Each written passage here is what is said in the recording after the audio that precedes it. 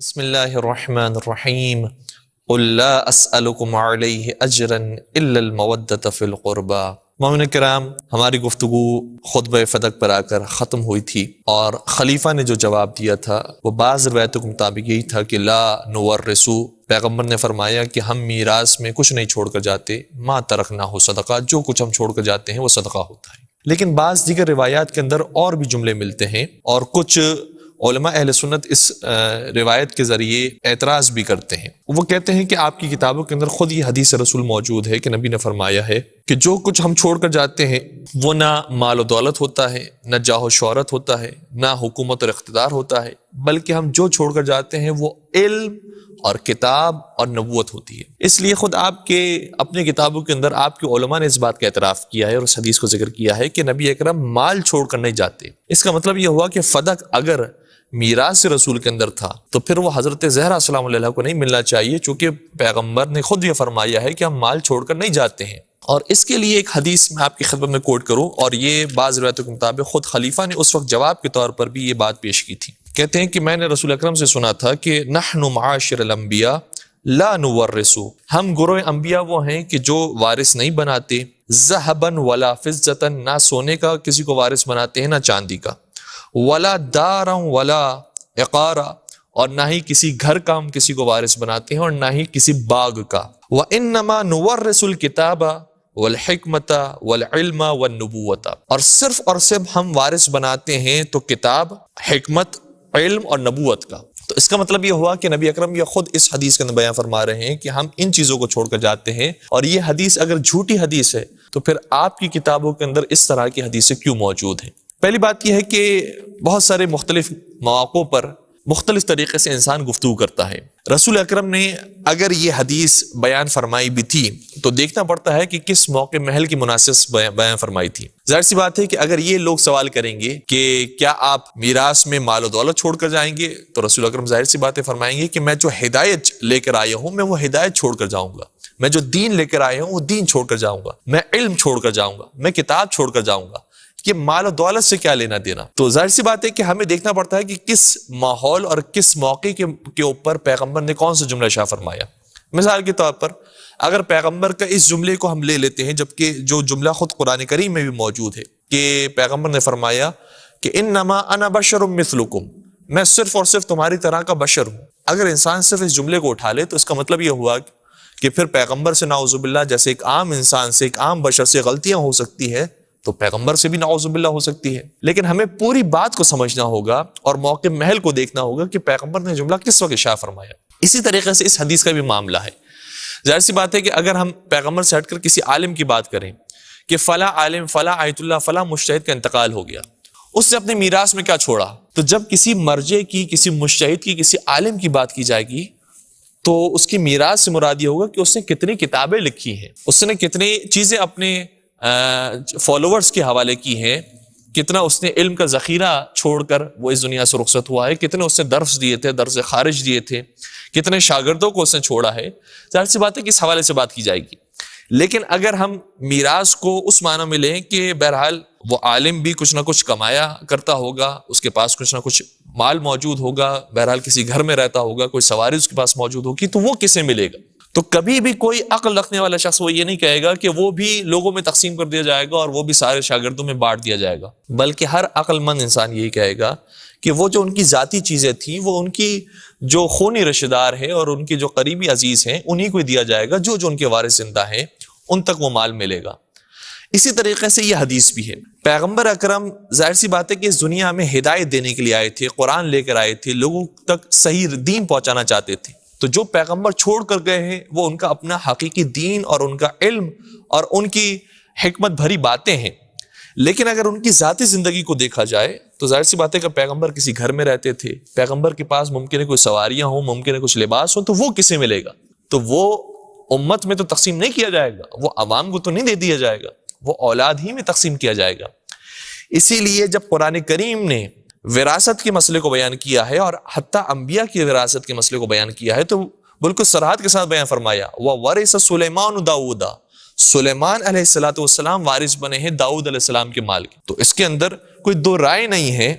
کہ جو ذاتی مال ہوتا ہے اس کا وارث ان کا خونی رشتہ دار، ان کا بیٹا، ان کی اولاد ہی بنتی ہے۔ اور اگر ابھی بھی یہ مسئلہ کسی کے لیے واضح نہ ہوا ہو تو میرا سوال بہت سادہ سا ہے، حضرت آدم علیہ السلام اگر اس دنیا سے گئے ہیں تو ان کا وارث کون بنا؟ حضرت حوا علیہ السلام اللہ علیہ اس دنیا سے گئی تو ان کا وارث کون بنا؟ اسی طریقے سے آپ آگے بڑھتے جائیے، حضرت نوح علیہ السلام اس دنیا سے گئے تو ان کا وارث کون بنا؟ حضرت ابراہیم علیہ السلام کے مال کا وارث کون بنا؟ کیا حضرت اسماعیل اور حضرت اسحاق کے علاوہ حضرت ابراہیم کے مال کا کوئی وارث بنا؟ یہ اسی طریقے سے حضرت موسیٰ کی ہم بات لیں، حضرت عیسیٰ علیہ السلام کی ہم بات کریں تو جو اس دنیا سے گیا ہے، حضرت عیسیٰ علیہ السلام تو بہرحال اس دنیا میں اس عالم میں موجود ہیں، ساتویں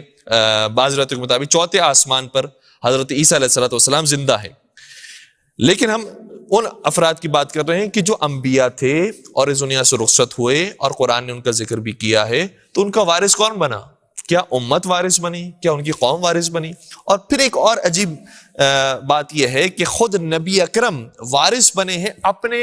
والد اور اپنے والدہ کے مال کی۔ جب ان کے والد حضرت عبداللہ کا انتقال ہوا تو اس مال کے وارث حضرت محمد مصطفیٰ صلی اللہ علیہ وسلم بنے۔ حضرت آمنہ سلام اللہ علیہ کا جب انتقال ہوا تو ان کے وارث حضرت محمد مصطفیٰ صلی اللہ علیہ وسلم بنے، اور کوئی اور وارث نہیں بنا۔ اور یہ روایت بھی احکام السلطانیہ میں علامہ مردوی نے لکھی ہے، جو اہل سنت عالم دین ہے، انہوں نے اپنی کتاب کے اندر اس روایت کو لکھا ہے۔ تو جس سے ظاہر یہ ہوتا ہے کہ ظاہر سی بات ہے کہ ہر ذاتی ملکیت رکھنے والا شخص اس کے جب موت کا وقت آئے گا تو اس کے وارث اس کی اولاد بنے گی، لیکن یہ حق جب چھینا گیا تو اب سوال یہ ہے کہ حضرت فاطمہ زہرا نے باغ فدق کی خاطر کیوں اتنی تقویٰ کی؟ وہ تو خیرات میں مال دے دیا کرتی تھی، وہ تو مال تقسیم کرنے والی تھی۔ ان کے بارے میں تو قرآن کی آیت آئی ہے وَيُطْعِمُونَ الطَّعَامَ عَلَىٰ حُبِّهِ مِسْكِينًا وَيَتِيمًا وَأَسِيرًا، وہ اللہ کی محبت میں یتیم، مسکین اور اسیر کو کھانا کھلاتے ہیں۔ تو اگر باغ فدق لے بھی لیا تھا تو فرق کیا پڑتا ہے اس سے بی بی کو؟ کیوں باغ فدق کے لیے اتنی بی بی نے تقویٰ کی؟ اس کا جواب بہت واضح ہے، اور اس کا جواب خود ابن ابی الحدید معتزلی نے اپنی کتاب شرح نہج البلاغہ میں بھی لکھا ہے۔ کہتے ہیں جب میں نے اپنے بابا سے سوال کیا، میں نے اپنے استاد سے سوال کیا کہ یہ بتائیے حضرت فاطمہ زہرا باغ فدق کے لیے کیوں اتنا زیادہ پریشان ہوئی اور کیوں اتنا زیادہ خلیفہ کے دربار میں گئی، تو میرے استاد نے بڑے خوبصورت جواب دیا کہ حضرت فاطمہ زہرا کو ایک باغ کی پرواہ نہیں تھی،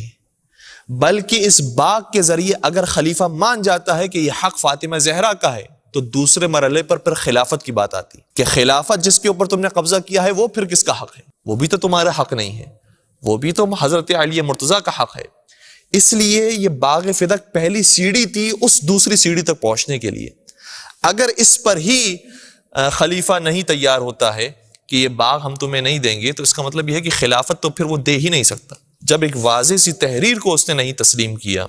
واضح سی بات کو اس نے نہیں مانا ہے، تو پھر خلافت کی بات کو وہ کس طریقے سے مان سکتا ہے؟ اور پھر دوسری بات یہ ہے کہ باغ فدق کوئی چھوٹی ملکیت نہیں تھی۔ بعض روایتوں کے مطابق اس کی سالانہ درآمد جو اس سے حاصل ہوتی تھی وہ 24,000 دینار تھی، 24,000 دینار، اور اس زمانے میں 100 دینار پر ایک غلام آزاد ہو جاتا تھا۔ ایک غلام کی قیمت 100 دینار سے زیادہ نہیں ہوتی تھی، جو دیت ایک پورے مکمل شخص کی ہوتی تھی وہ 100 دینار سے زیادہ نہیں ہوتی تھی۔ تو گویا ایک آدمی کی اگر ہم پوری قیمت اس زمانے میں رکھیں، ایک غلام کی قیمت رکھیں تو وہ 100 دینار ہے، اور اس باغ کی جو سالانہ درآمد ہے وہ 24,000 دینار ہے۔ اس قدر زیادہ اس کی درآمد بیان کی گئی ہے، اور یہ کم سے کم درآمد ہے، ورنہ بعض روایتوں کے مطابق 70,000 دینار اس کی سالانہ درآمد تھی۔ تو یہ ایک بہت بڑا باغ تھا اور بہت زرخیز باغ تھا کہ جس کے اوپر قبضہ کیا گیا۔ اور اگر ہم دوسری طرف سے دیکھیں کہ خلیفہ اس باغ کو چھوڑ دیتا ہے تو پھر اس کا انجام کیا ہوتا ہے؟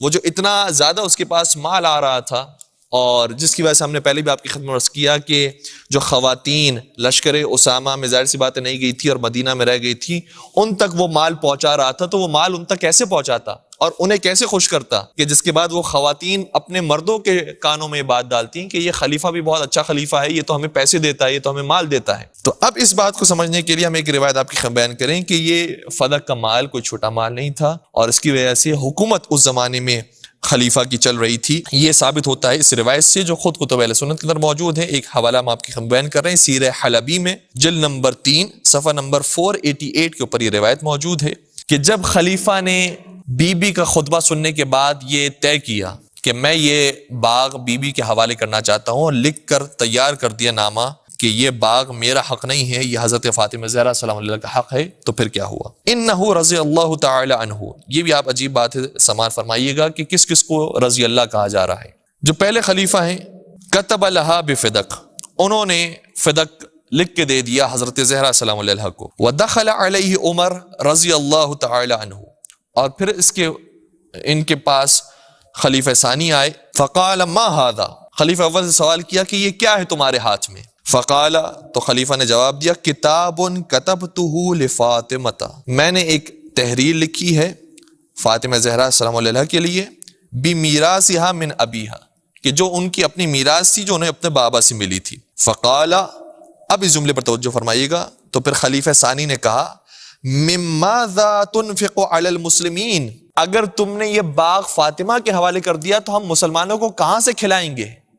اور کہاں سے انہیں خوش کریں گے؟ وقد حاربتک العرب، جبکہ ہماری عربوں سے جنگ ہو رہی ہے۔ عربوں سے جنگ سے مراد وہ جو کافر ہیں، ان سے جو جنگ پر لشکر اسامہ کیا ہوا ہے، یا بہرحال جو عرب ہیں ان سے جو جنگ ہو رہی ہے، اس کے پیسہ ہمارے پاس کہاں سے آئے گا؟ قد حاربتک العرب کما ترى، تم جانتے ہو کہ عربوں سے ہماری جنگ ہو رہی ہے۔ ثم اخذ عمر الکتاب